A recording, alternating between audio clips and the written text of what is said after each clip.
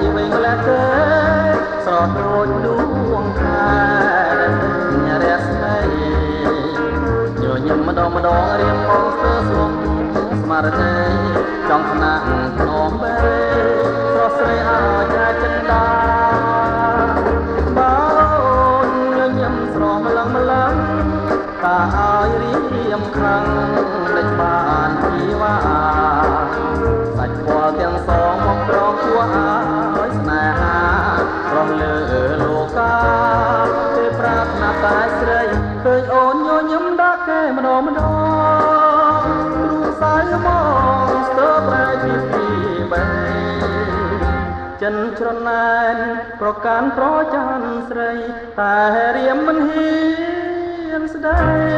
ខ្លាចស្រីអាអន់ចិនដា